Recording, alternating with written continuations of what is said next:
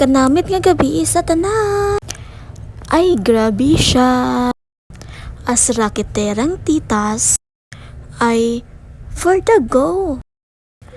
Yung wala kang pinipiling lugar, basta okay, makaan-encode, okay yan. At dahil nga sa hirap ng buhay ngayon, kailangan mo talagang may extra income. Siyempre, dapat yung legal at malinis.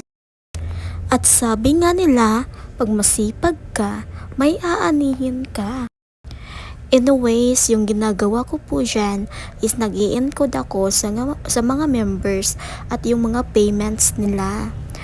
Marami-rami na rin yung mga members ko. Thank you so much po.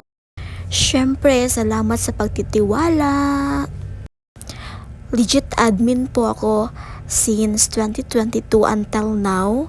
At laking pasalamat ko po sa lahat, lalong-lalo na po sa mga members ko sa Bundakay na until ngayon sumasali pa rin sila.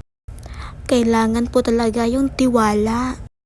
At dapat, hindi yun masisira.